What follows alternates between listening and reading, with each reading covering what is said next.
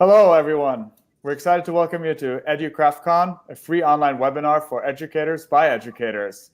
This online conference is hosted and co-moderated by Alludo with their CEO Damon here with us today, currently not on video, and then myself as the CEO of Classtime.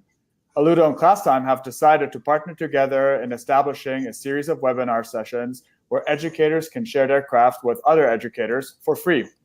So in this next 45-minute webinar, we will be recording all of it, and you will also be able to access it and share it with your colleagues after. So don't worry about your colleagues who couldn't make it live today. Also, we would like to make this webinar as engaging as possible. So on the right-hand side, you'll find a chat. You can ask questions anytime, and we'll try to answer them as the webinar goes on.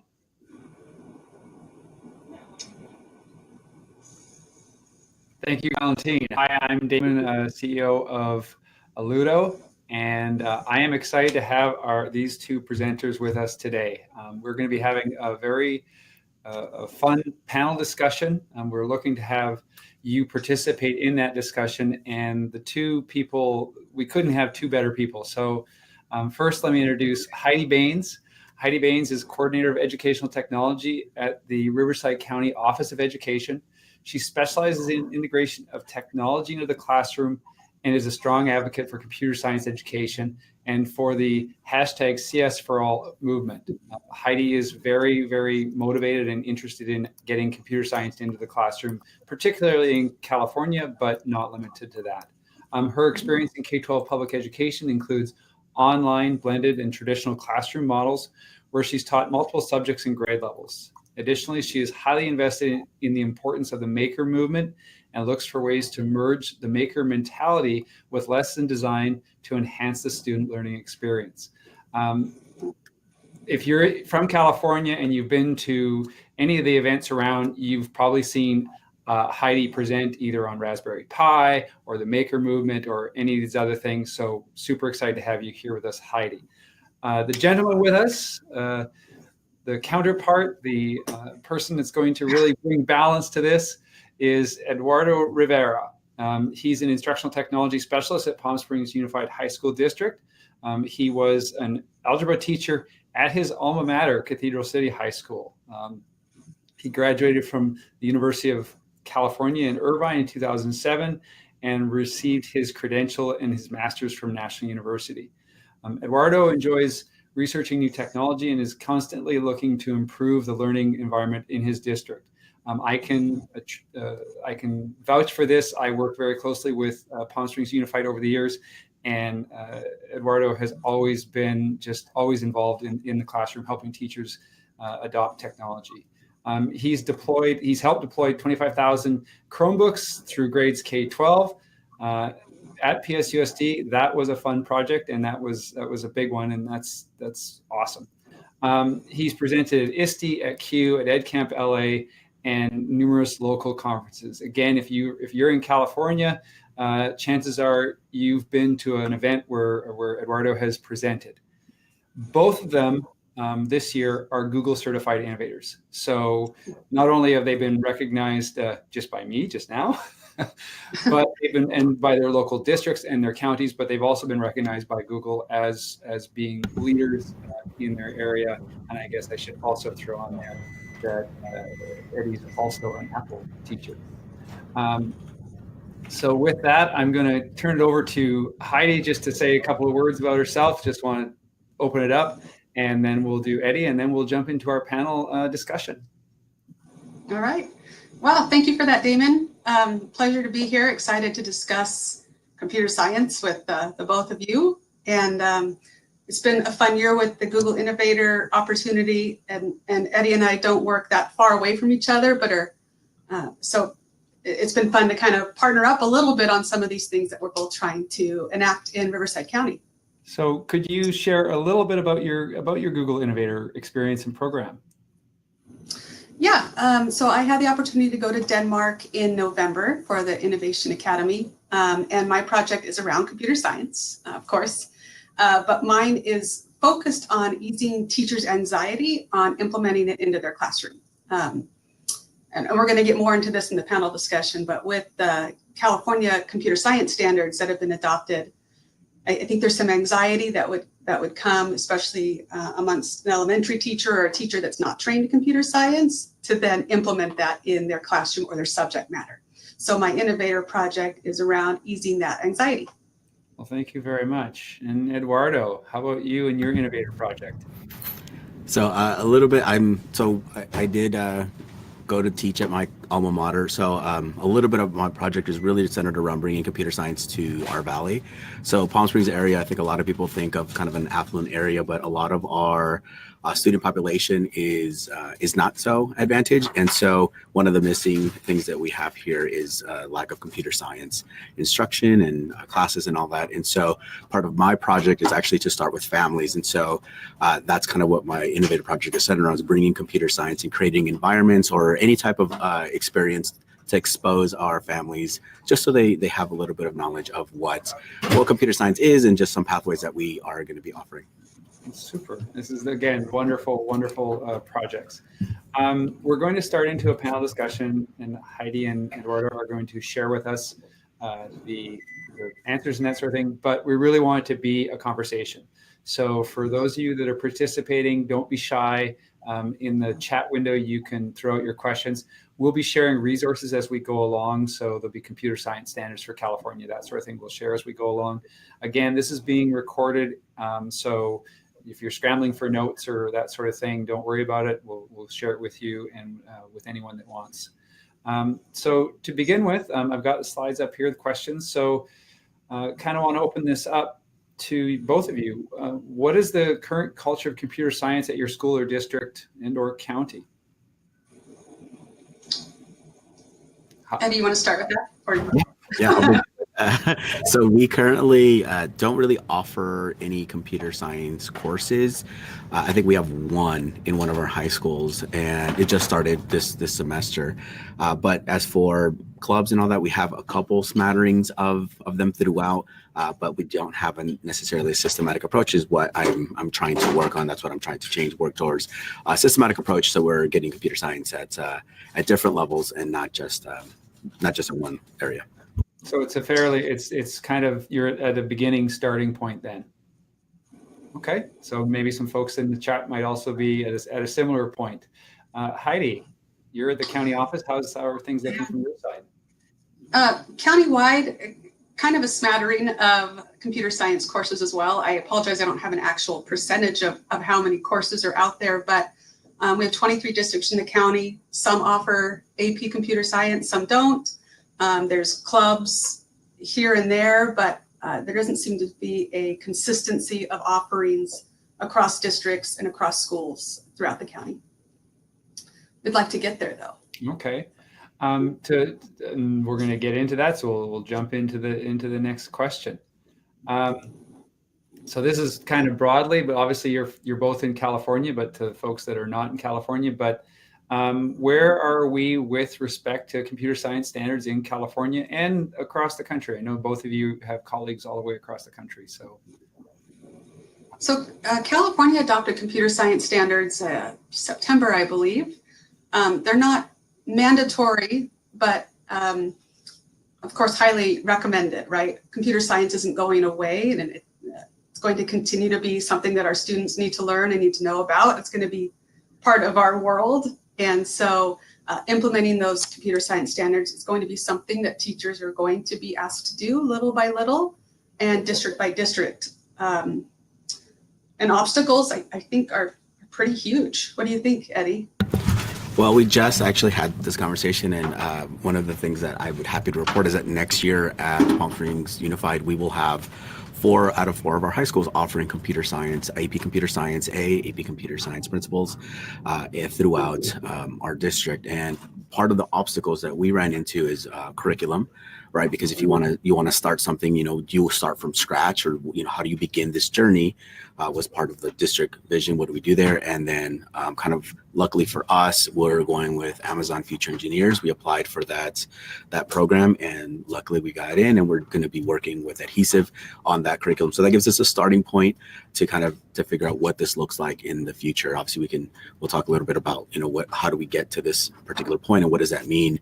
But having the course description was an obstacle. So meeting with our curriculum advisory committees, figuring out if who's going to be teaching the class was another obstacle that we had to overcome. So now we've got teachers in place, we've got curriculum in place, and the course description's up and running into our SIS, and that's kind of what prompted. And luckily, we'll be starting computer science next year. Heidi. Sorry. I was just saying, when you were looking for teachers, how did you identify teachers that you thought would be willing or would be successful? So part of it too is the conversation about credentialing, right? Like who's allowed to teach this class. So there was a little discussion about that, and then reaching out to principals, because it is something, especially if you want to be successful, you want to find a teacher that's willing to teach something that maybe they're not completely comfortable with. Because there's a lot of people that like computer science and like the idea of it, but are a little intimidated. And I think part of that, the curriculum helped quell some of those concerns.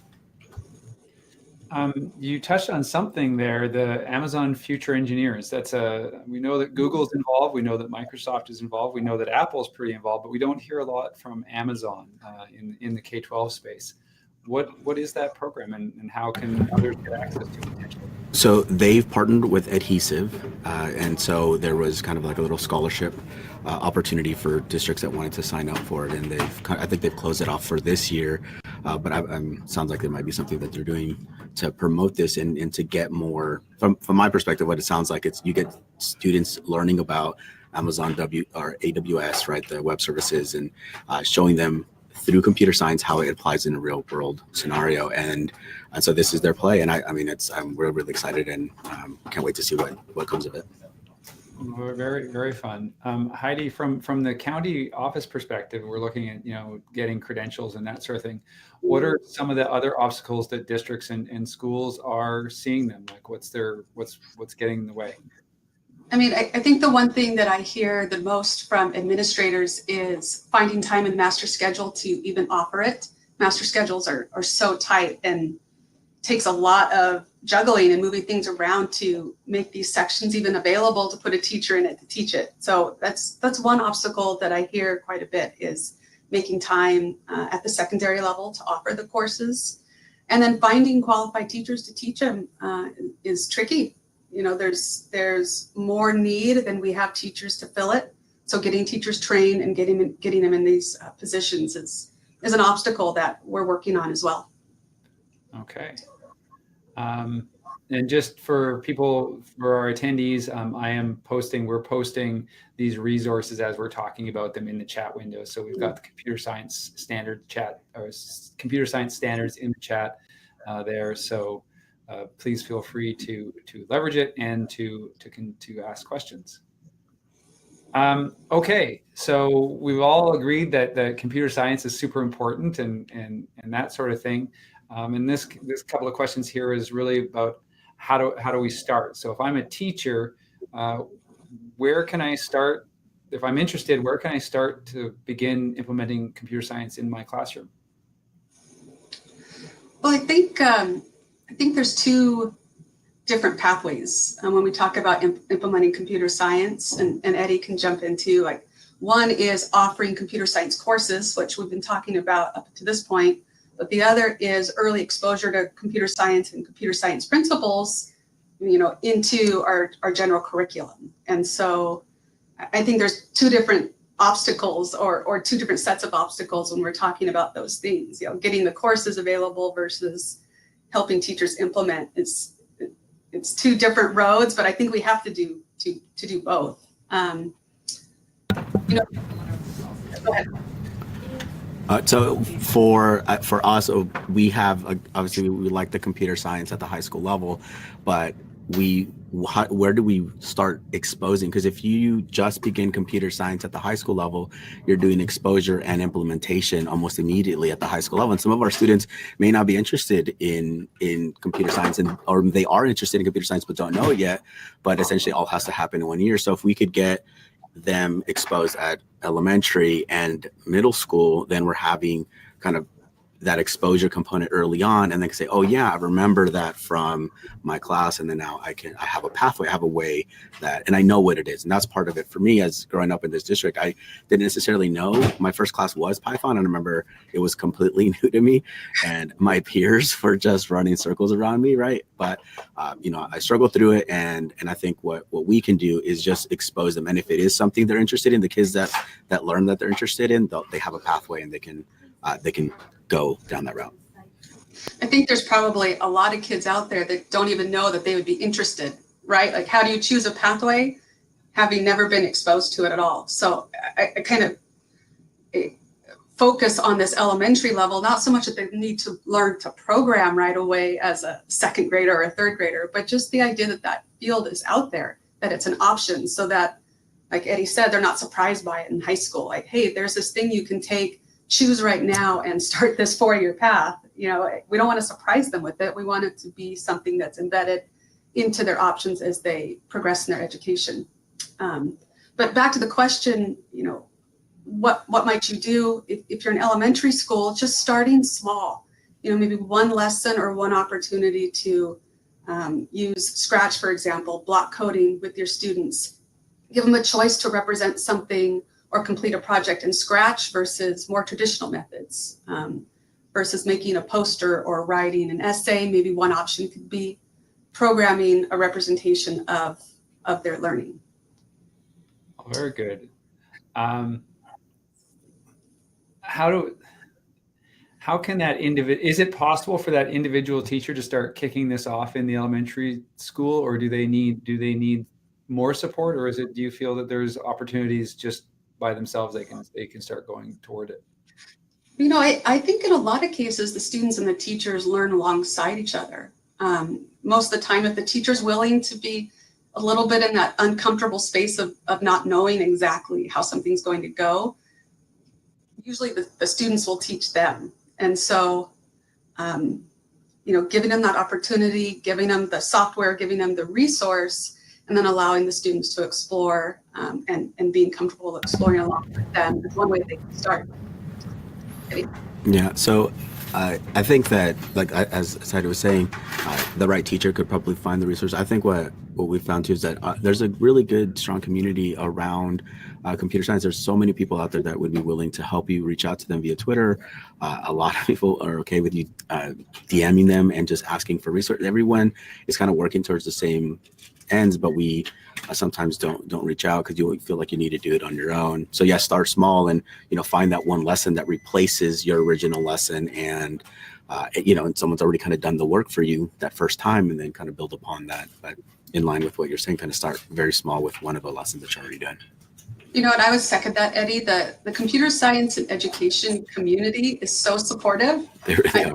Really, really supportive. So if you have any question as to whether someone would help you, or if you're intimidated by asking a question around computer science, don't be, because there's a ton of us out there trying to make this happen, and we're all inexperienced. We're all just kind of leaning on each other and trying things out and trying to make it go. And so you're not alone if you're new to this and you feel unsure. Reach out. There's lots of people that are more than willing to help. And so don't be afraid to admit either that you don't know what to do, or that you're scared to try. Everyone's been in the same boat, and we've all had failures in this, right? We've all had successes. So everyone's willing to help. I haven't run into anybody that wouldn't share or give me advice or help me along the way. Well, you both answered my next question, which was that where are those resources that I can reach out to, and where's those PLNs, those PLCs that I can start to build? And would you recommend would you have a couple of Twitter chats that you might recommend that I could participate in as a teacher that's just getting exposed to this, or other communities? Raspberry Pi hosts one. It's called Pi Chat USA. So if you're interested in microcontrollers, microcomputers, that one is generally every other Thursday, but that schedule is going to change. And even though it is based around Raspberry Pi, they talk about all kinds of things. And so that community in itself has been tremendously supportive to me. And I've asked all kinds of questions, and they always get answered. So I guess my first suggestion would be if you're not on Twitter, get on there, and we can recommend other people to follow, but it's a wealth of information and a wealth of resources at your fingertips. And I'll add, so the chat that I participate every Monday is TOSA chat, and it's mainly around other TOSAs, but they're super supportive, and any of those people in that conversation usually train other teachers on all kinds of different things. So if you ask questions about computer science, they have all kinds of research that they share with their own teachers from their district, and they're really, really helpful people, and they're a wonderful community. Oh, great answer. And chances are, if they don't have the answer, they know someone who does. Yes. So, yeah. Yes. Leverage that network, leverage that community. Great answers. Thank you. Continuing on, so we talked about elementary, but what does this look like at the high school level? And I love the idea. This was a question we had that was brought to us when someone registered. I love the idea of incorporating it, but how do I balance it with all the other things that I have to do? I'll speak for the high school level. A lot of the pathways does feel like getting the classes is the way to go, and talking to admin about getting what do you need to get that started if that's something you want to go down. But also clubs after school for high school works as well. Also, if you want to start in that route too. Yeah, I'd agree with that. And I wish there was a super easy answer to this question, but I think it's not an easy answer, and it's not necessarily an easy thing to do. One thing I love about the new standards in California is that it gives you the standard, but it doesn't just say, well, this is the standard. It gives you suggestions on how you can implement those standards in class. One we were looking at earlier today was about, it gives Spanish class as an example where students could create a game or create a program that taught Spanish vocabulary. So they're taking something that they're already learning, but incorporating a computer science slant to it so that they're learning both CS principles and creating something that they can learn from and that others can learn from as well. Very good. Very good. Thank you. Thank you. I wanted to make sure we answered that question as it did come in from one of our attendees. Going on to administrators. So we're kind of working our way through the district. What advice would you give to an administrator who wants to encourage teachers to use computer science in their classes? Heidi, or do you want? I'm here. I thought you were going. Okay, so all right. So for this one, right? If you could get admin, if you're an administrator, right, let your teachers attend that PD, right? I was lucky enough to get to Pi Academy. Heidi actually was one of my instructors there. She was amazing. But there's a lot of those opportunities out there. So if this is something that you're interested in, let your teachers explore what's out there, because have them become part of that community that starts moving the computer science conversation forward, giving that free rent. And a lot of our teachers sometimes feel like, well, I'd like to, but it doesn't feel like it's something aligned with our admin. So for me, talking to admin is an important part, because then I know that there'll be some accountability also built into implementing and moving computer science forward. Yeah, and I think administrators are a huge part of this puzzle too, because if teachers don't feel supported in their efforts to do this, it's going to fall off the plate, right? It's going to be one more thing. And, I know when I was in the classroom, there's a lot of things that get piled on you, and whatever you can kind of start to get off your plate, you'll do that. And if CS is not a priority, and if administrators don't make it a priority, it won't be one. It'll disappear, because it is kind of easy to push aside if it's not in the forefront of what you want to do and what you want to do with your instruction. But I want to second what Eddie said too with the PD. Make time somehow to allow your teachers to attend that PD, or bring PD in, or whatever you have to do to help teachers feel supported in those efforts, I think is a really important piece, because they don't have time to then go and learn computer science on top of all of the other things they need to do. So helping them make that time and connection so that it's possible in their classes is important. Is there? And one of the reasons, and I know that Heidi won't share this, but she has a really great resource that I saw at Q, and it's one of the links that we put in there, but it's for breaking the code. Part of the idea is, right, we're taking some of these lessons that we can just kind of move in, right, starting that small conversation. So starting with a resource and building from there too, but, letting your teachers create a lesson, replacing something that they do every year. We've always done it like this. So the idea with the Spanish and, the idea is you have them write down the word and they're doing flashcards, right? Building the program. Instead, they're still writing, they're still doing a lot of the same thinking, except they're adding this layer of computer science. So it's a different way to express their learning. Yeah. And the site that Eddie just mentioned, and I believe is available here too, it was created by our team at our board at IAQ that is part of the Q community, but we presented that at Q, and we broke down the standards. We each took a couple of the standards, the computer science standards, and then showed what that looks like at each grade level. And so if you take a look at that, there's K2 and 3-5 and middle school and high school. And it's just a snippet of each of the standards, but then a couple of ways that you could teach those standards in your courses. Is there something that you feel that administrators maybe they don't have an appreciation for, or maybe they're missing something? Is there as they're thinking about computer science? Is it just the scheduling? Is it just like giving that priority, or is there anything else that you want to pass along to them? I mean, and Eddie, you can jump in too. I feel like I want to be careful here with what I say, but our core subjects still dominate the educational landscape, and it's not that they shouldn't, and it's not that they're not important, but I feel like in the case of computer science, that kind of runs our lives, right? Everything we do is either computerized or touched by a computer, right? Built by a computer, and yet there's not too much emphasis placed on computing in our daily lives. And I don't know if we have to emphasize the others less as much as maybe elevate the importance of computer science a little bit more. But I think it gets pushed aside right now in favor of our traditional core subjects. That's well said. The only thing I'll add to that is administrators also feel pressure, right, from the things that they have to do as well. And so just like our teachers feel like there's a lot on their plate, admin also kind of have that. And so it's great when an administrator does feel like computer science is an important part and they want to integrate it. Building it into the master schedule kind of almost immediately inserts that into the conversation. But we also recognize that that admin have a lot that they're working on too.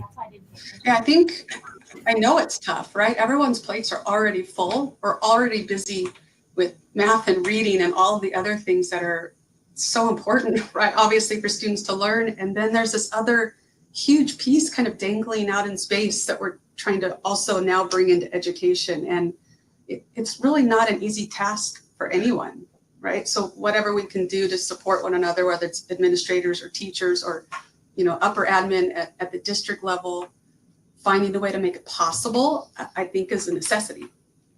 Those are wonderful answers. Thank you. We're coming on to our last kind of official question here, but I think it's a big one, and it's help with parents. I know that, like, my parents were like, go become an engineer, whatever that means, and they still don't know what I do. That's great. But how can you help parents, especially parents where you've got not their native language, those other impediments as well, right? Not just the socioeconomic side of things. I'll let you both kind of talk about it. How can you help parents support these efforts with computer science? So this one is kind of centered around my Innovator project. And that the big thing for me was because teachers have their plate full. We just said admin have their plate full, right? So, and if it's not grading into schools, like how could I get this conversation to my families? And so the geeky game night idea was to bring these learning opportunities to some of my families. And just here's the food. We got food for you. We got a nice fun night plan. There's a little bit of computer science and robotics, and just come and hang out. And then that was the initial exposure that I was trying to get to my families. I was just going to ask you could you share a little bit more about the Geeky Game Nights? I know that's your project and that sort of thing. And how did it start and how is it going? It's so far we've actually have another one coming up tomorrow night, and we've had 3 of them so far at different school sites. One of them was at a public library, and we promote it through the Family Engagement Center, which shout out to my wife there. She runs the Family Engagement Center, so that helps obviously. But it's another one of those nights where we can promote it through our regular means and say, hey, here's what it is, here are the time frames, and talking to parents or getting to them is one of the hardest things, because sending a flyer home with a kid, sometimes it doesn't make it, right? Or even we send enough emails, people start ignoring our emails. So it's all of that advertisement side needs to happen for anything that you do with parents, because it's hard to get to them. But once they're there, they really have been appreciated. And what I've structured it around is games, right? We want them to have a family night, engage with each other, and then throw in some computer science, because computer science doesn't necessarily have to be about a computer and being, coding, right? It's design thinking. It's taking a roll of toilet paper and turning into something amazing, something fun, right? It's that whole idea that problem solving, it can happen on the cheap too. It doesn't have to be a really large program, and it gives us an opportunity to show all those resources that are free for them, that are available to them, and then maybe they just didn't know yet. Fantastic. Yeah. At the county level, actually, we just hosted this last Saturday the Computer Science Community Summit here at our offices at Riverside County Office of Ed. And we invited teachers and community out to experience kind of all the different things that come with computer science education.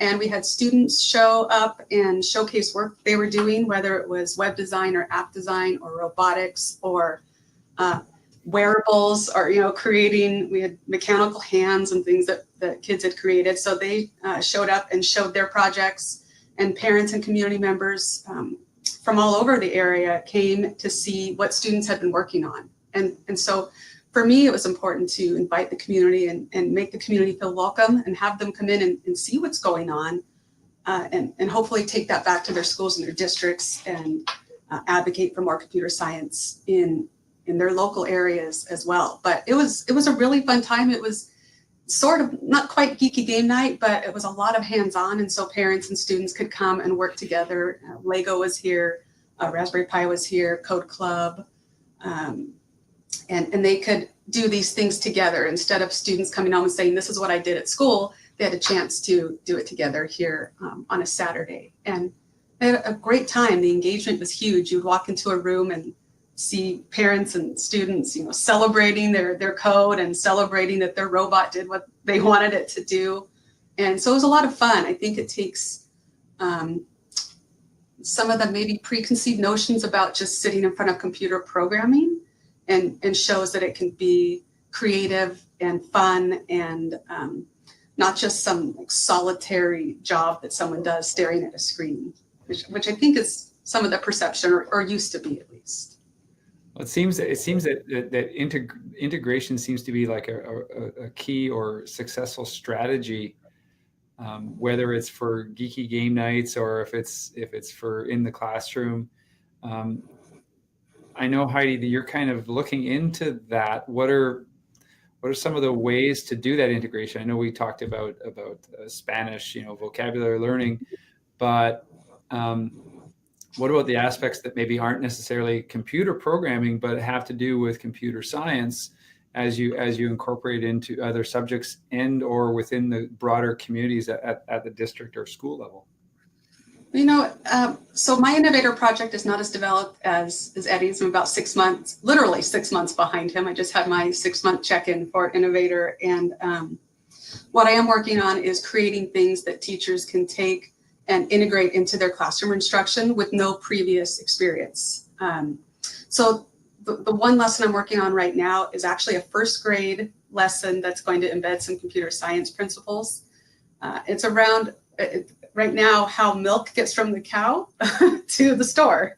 So it's not a difficult topic unless you're a first grader, right? So they're learning social studies, but the assignment is going to be a choose your own adventure, almost like a hyperdoc, if people are familiar with that, where the students will get a slideshow and they'll be able to click through that and choose which direction they want to go to then ultimately do a project that shows their learning. But to circle back to your question, within that, there's several options that the students can choose from. And Makey is something it's kind of circuit based, not so much, in this case, not as much programming as just building a circuit for the little ones, but that's going to be an option that they have.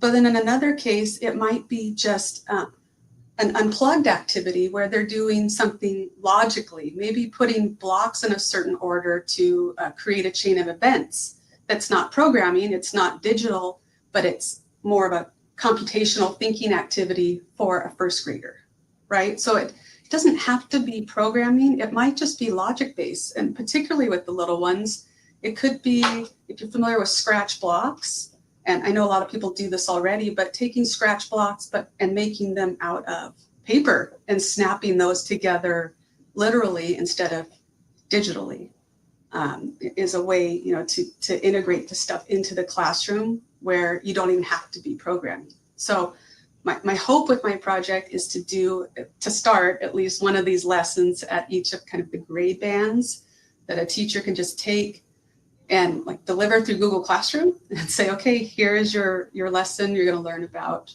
how milk gets from the cow to the store, and these are the ways that you can show your learning. So that's I think a really cool project idea. That's awesome. Eddie, do you have any kind of tips or ways to do that integration? For classrooms, you're saying, or you're saying just in general? I mean, it's so. I think it can be so daunting to people that don't have that background. And now I'm adding on top of I'm piling on the work, right? Adding this new important subject area, but it's additional nonetheless, right? So I already don't have enough time to do the subjects I already feel comfortable with. Now I have to do something else. What are some of your guidance for how maybe you can incorporate the principles of computer science into maybe not directly computer science courses? Well, like one of the things I love about Scratch is just there are so many different lessons that you can pull from. But even something like storytelling, right? When you have that same pathway that we all see in English, that's something that's built in, feels like into computer science, into CS first, right? You want to retell a story. It lends itself nicely to be able to tell your story. Just program it instead of obviously typing it out. But you have that option in something like computers, in like CS first and on Scratch. There's so many of those kind of resources that are built in. CS First obviously has Scratch kind of built into it. And so, looking to things that are already done, at some point, maybe you want to make your own, but definitely start with someone else's idea and build upon it. And, so we're not stressing ourselves out. We are starting small. We're building off of what others have already created. And then once we get more comfortable, then it can be, whatever we want. With Scratch too, Eddie, you mentioned there's so many ready-made things in Scratch that you can remix. So not starting from scratch, right? Finding something that fits in line with what you already want your students to do and taking that project and allowing them to remix. So maybe they're only changing one or two variables or changing just a couple of things and not starting with a blank page, which can be really intimidating. Yeah. And the approach that I have for families, because that's again for my project, there's stuff around your house, right? My son isn't coding or anything, but he loves taking, like, I can't throw things away because he wants to turn everything into a project, right? He wants to tape things together, and he makes hammers out of things that aren't supposed to be hammers. But like, you could do that with anything around your home. There's different opportunities for you to learn about just creating in general. And that lends itself to when you get to coding, you're problem solving, you're creating things. That design thinking process is important throughout all of computer science. Well, those are all wonderful answers, and the questions were fantastic. And so I want to thank you both. I'm going to turn this over to Valentine, but before I do, I've shared your Twitter handles. I've shared your sites within the site, within the chat window. Is there anything else, kind of any parting thoughts that you'd like to have, or resources you'd like to share as we kind of wrap up this discussion? I'll start with you, Heidi, on the spot. Thanks. I mean, other than what we've already mentioned, I think I'd want to reiterate to, reach out to your colleagues, either at your school site or in your district or through Twitter or Facebook or other social media sites, because there is a huge group of people that are willing to help. No one is alone out there. People are creating lessons and posting them places that you can take and use. So we don't want everyone out there reinventing the wheel and stressing out and trying to do everything on their own. If we can lean on each other a little bit and share what we create and share what we do, that lightens the load for everyone, and students win ultimately. So, reach out for help. And if you reach out to me and I don't have an answer, I'll connect you with someone that I think might, right? So the more we can network and make this go, the easier that it will be. And I'll just add to including myself in that network. As I'm going through and building these, I will be adding some of the content, or pretty much all the content that I create, just putting it out there so others can duplicate it, right? These parent nights are not that difficult to do. You can just grab my slide deck and, it's a station rotation model. Just add your own stations, whatever is available at your particular school sites, and I'll share that out so you guys have that, at least a template or some sort of guide for recreating what we're trying to do here. Yeah, and as I complete my stuff, it'll all be available for everyone to take and do what they want with it. So as it gets finished, it will appear somewhere. I'll have it on a site that people can just take it and do what they want with it. Well, thank you both. I'm going to flip Valentine in here for a few parting thoughts and a wrap up. So thank you both very much. Thank you. Thanks, Dave, and also thanks for the amazing moderation of this panel discussion. I really appreciate it. Thanks to the attendees, everyone, for listening in. And of course, thank you so much, Heidi and Eduardo, for your impressive thoughts. I honestly have a much deeper appreciation of what you're doing. I had no idea how complex it is, right? And how difficult and how many stakeholders there are. And I really find it a very compelling approach to think of this from a creation aspect and trying to create the sensitivity for this. So I personally learned a lot, and I really thank you for your time. For all the viewers, please note that this will be recorded and will be shared to you shortly after. So if you have any colleagues who might be interested in these topics, feel free to share it. We will also send out a short survey, 2 minutes, that will really help us to improve in the future. So I already thank you in advance for filling that out. Other than that, once again, thank you so much for the impressive thoughts and discussion. And thank you for attending. Bye, everyone. Thanks.